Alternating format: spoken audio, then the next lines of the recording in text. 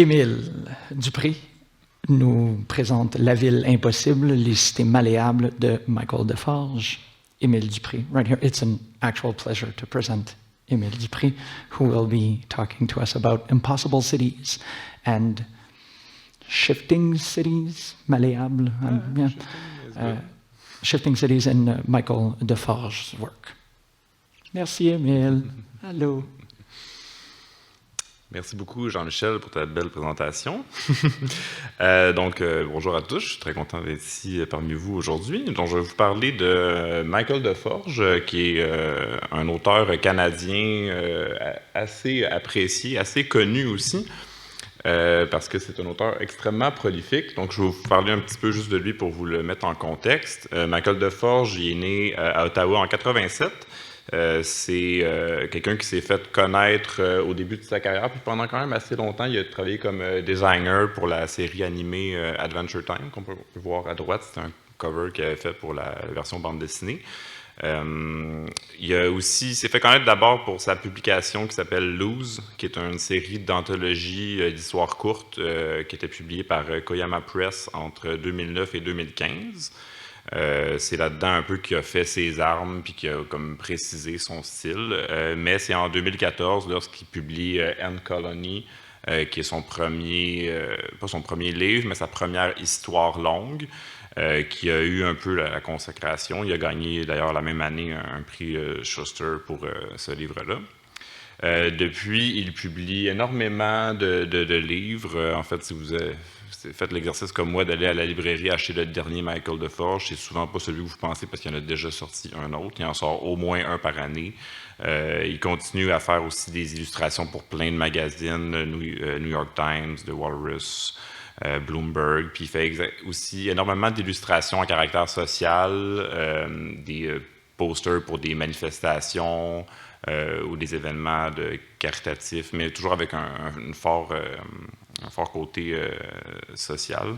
Il a fait aussi beaucoup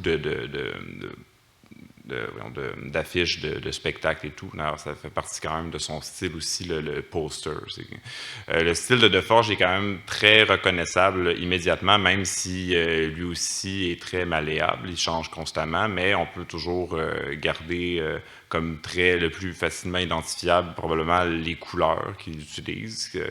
C'est souvent des couleurs extrêmement criardes, très pastel, un dessin très, très protéiforme qui va changer sans cesse. Alors aujourd'hui, je vais vous parler un peu de comment certaines villes sont représentées dans deux des œuvres les plus récentes de Deforge, c'est-à-dire Familiar Face, publié en 2020, et Leaving Richards Valley, publié en 2019. Donc, pour le premier livre, Familiar Face, je vais vous faire un court résumé. En fait, ça se déroule dans un univers où absolument tous les aspects de la vie, incluant l'apparence physique des gens, la configuration géographique, les lieux, tout, bref, est mis à jour constamment par une espèce d'algorithme omniprésent qui contrôle tout. Donc, on peut se réveiller un matin avec un bras en plus ou avec un cou extrêmement allongé. Notre bâtiment a changé de quartier complètement. Les routes vont se raccorder d'une autre façon. C'est extrêmement étrange comme univers, puis c'est aussi étrange par le dessin de Deforge.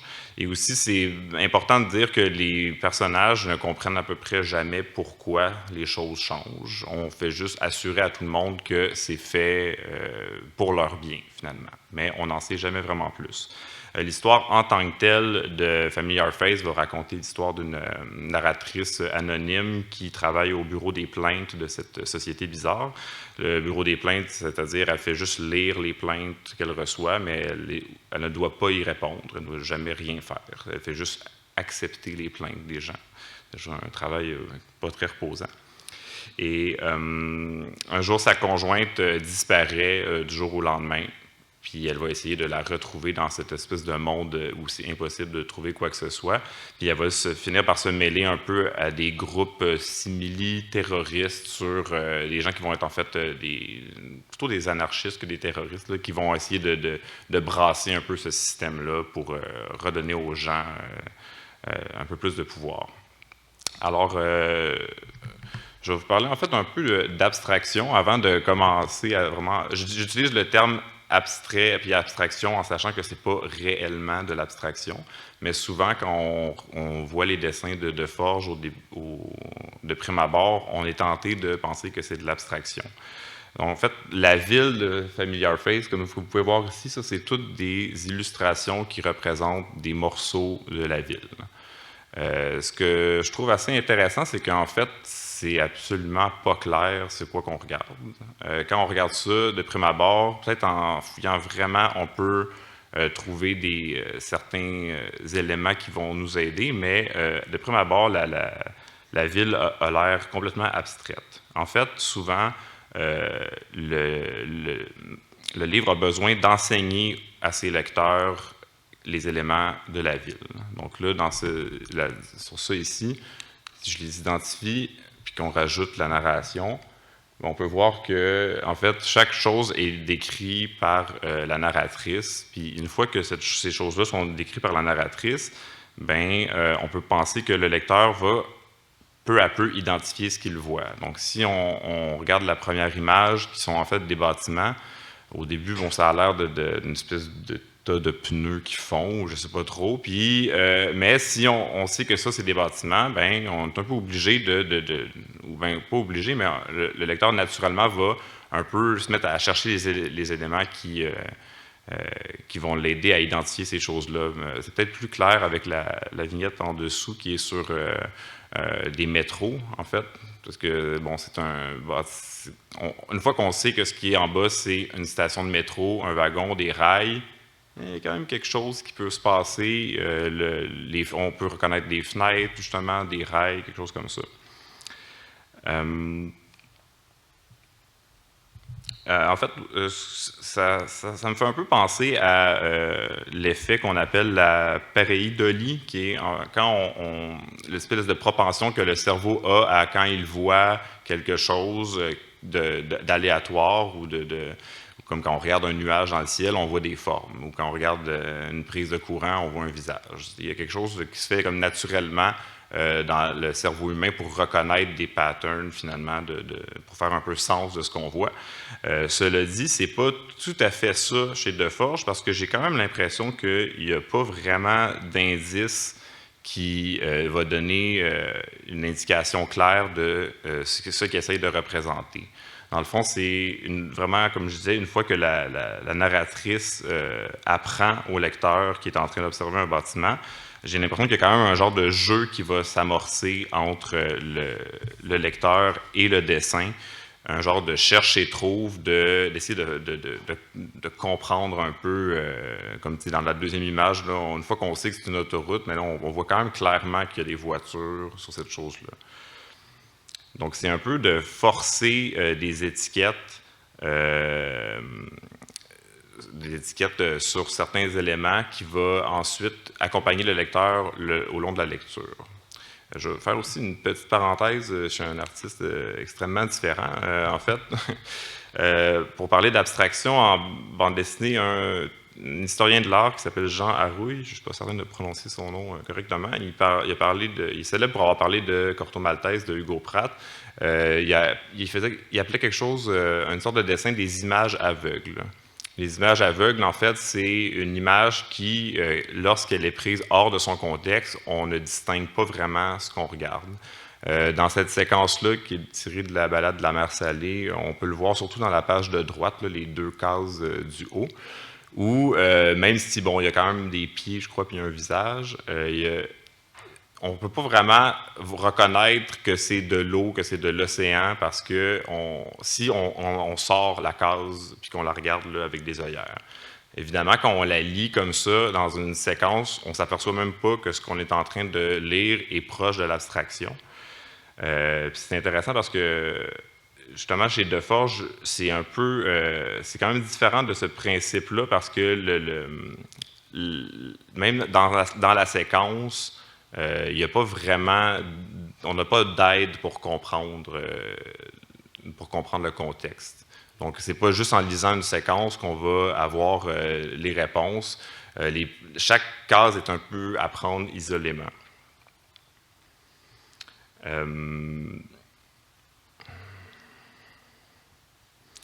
Donc, c'est ça. Donc, tant que le lecteur n'a pas les clés de compréhension, les images, ils gardent leur caractère mystérieux. Et en fait, l'accumulation de toutes ces étiquettes-là qu'on va donner à chaque élément graphique s'empile un peu dans la tête du lecteur et va permettre à Deforge de créer des scènes de plus en plus complexes en additionnant ces éléments graphiques-là. Donc, au départ, si on avait mis ces pages-là au début du récit, peut-être que ça aurait été plus compliqué d'identifier un peu les choses, alors que là, une fois qu'on est à la moitié de la lecture, on peut s'imaginer que dans la page de gauche, bon, il y a une sorte de bâtiment, puis une sorte de rail de métro qui passe au travers.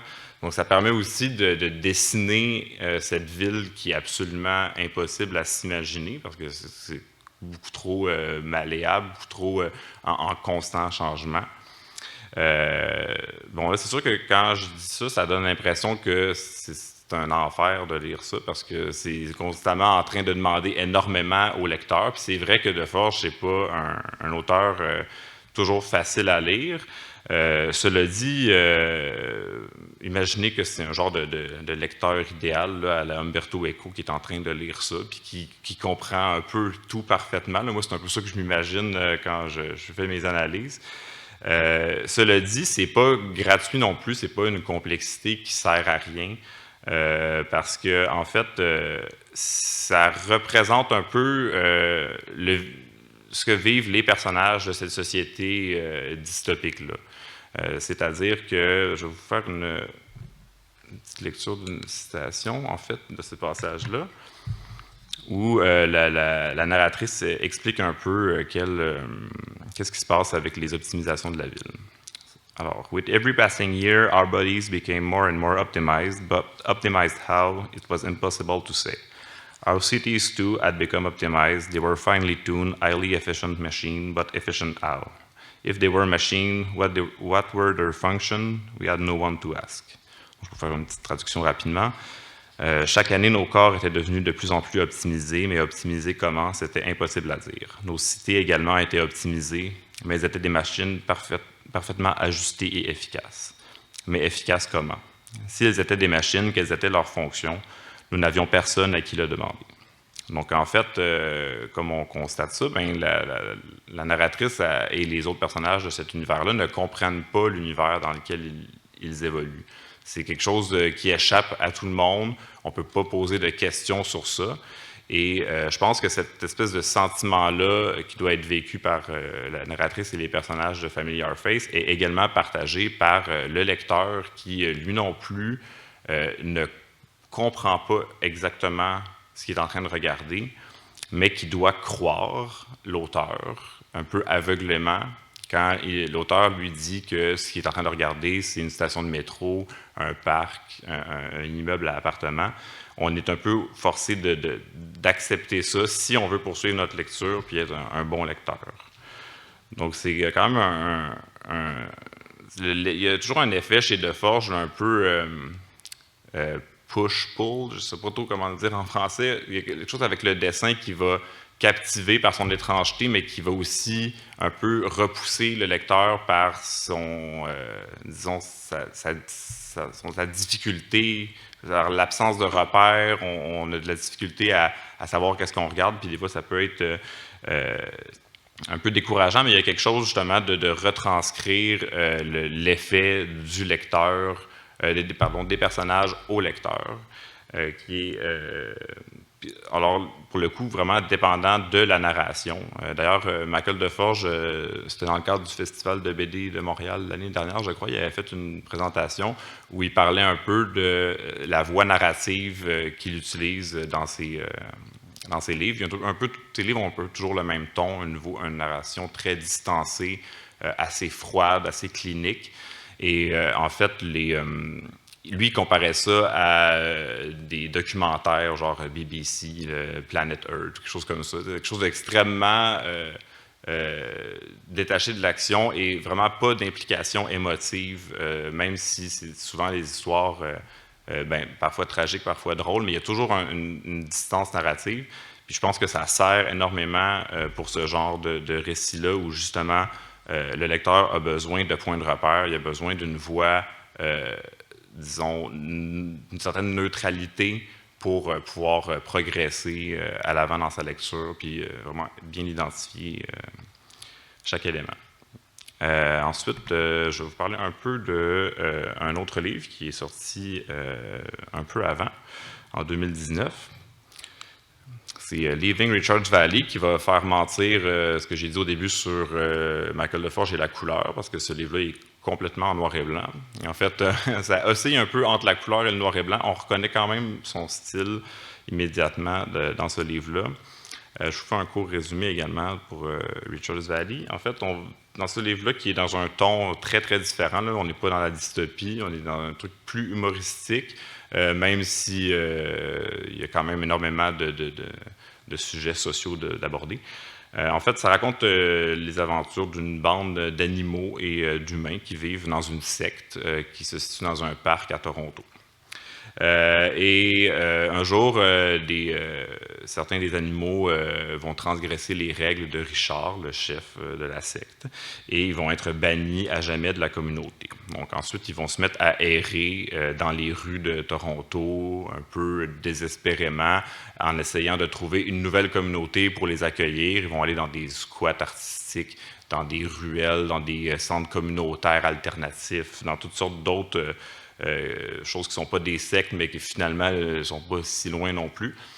Et ils vont, en fait, jamais fitter nulle part. Ils ne sont jamais capables de s'intégrer à aucun endroit parce qu'il y a quelque chose qui ne fonctionne pas. C'est comme si cette ville-là les rejetait constamment. C'était aussi un ouvrage qui a été prépublié sur Internet à défaut d'environ une page par jour, je crois. Donc, c'est un très gros livre. C'est comme proche de 400 pages de strips là, comme ça.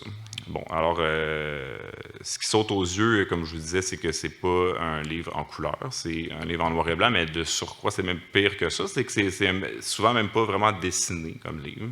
Alors, à la différence de Familiar Face, qui avait des décors absolument absurdes et difficiles à reconnaître, dans Richards Valley, Deforge utilise un procédé radicalement différent, c'est-à-dire la photographie et la photocopie.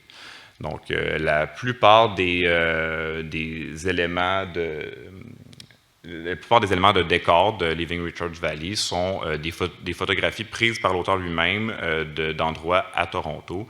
Là, on peut voir, mettons, dans cet exemple-là ici, qu'il s'amuse aussi à photographier du papier, photographier des enseignes, donc il y a comme une espèce de couches successives d'imprimés. Aussi, ça va permettre d'insérer ces personnages dans un décor qui est vraiment en train de les rejeter constamment. Parce que les personnages dans Richards Valley, au contraire des décors, sont extrêmement simplifiés. Donc, on a un Lyle, un raton laveur, que c'est un cœur à l'envers avec des pattes. À droite, on peut voir un petit peu Omar, l'araignée, qui a l'air d'un genre de gant de vaisselle. Puis il y a aussi Ellie, qui est un écureuil, qui a comme un genre de smiley pour tête, puis c'est à peu près tout. Donc c'est des personnages hyper schématisés, hyper simples, qui n'ont pas de profondeur, qui n'ont pas pas de profondeur en dessin, je veux dire, et qui vont toujours avoir l'air d'être un peu justement collés froidement sur les vignettes de la page. Comme dans ces deux cases-là, on a une intervention quand même assez minimale du dessin. Sur la première, je ne sais même pas si vous le voyez, mais il y a des petites ombres des personnages en bas à gauche. Puis à la deuxième, là, on voit l'araignée qui est collée en haut du poteau de téléphone. C'est un peu la même chose dans ces deux autres vignettes-là, qui sont des photographies encore où on peut voir Caroline, la triste grenouille, qui est au sommet d'un échafaudage et dans le milieu d'une station-service.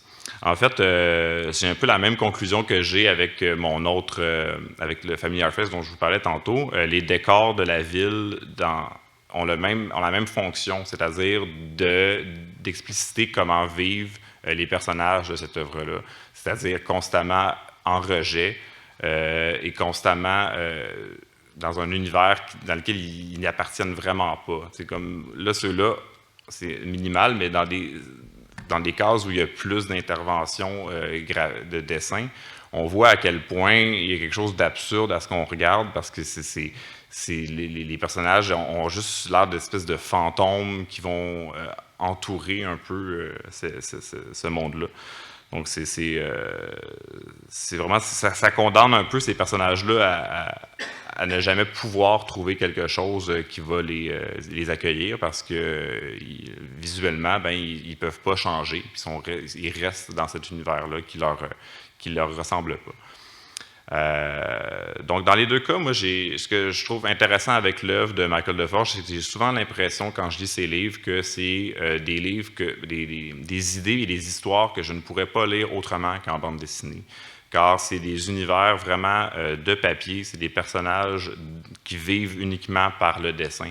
On ne pourrait pas vraiment représenter, à mon avis, une ville qui est en constant changement de façon satisfaisante si on n'avait pas le dessin pour le faire. Il y a quelque chose de l'imaginaire.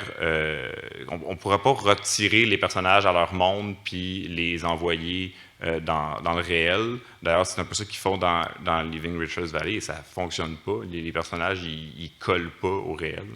Donc, je pense que c'est une preuve que Michael Deforge est vraiment un auteur de bande dessinée puis qui comprend extrêmement bien son médium. Puis ça lui permet justement de créer des histoires vraiment inédites qui sont possibles juste par la bande dessinée, par le dessin. Puis pour moi, c'est une de ces grandes forces de cet auteur fascinant. Merci beaucoup.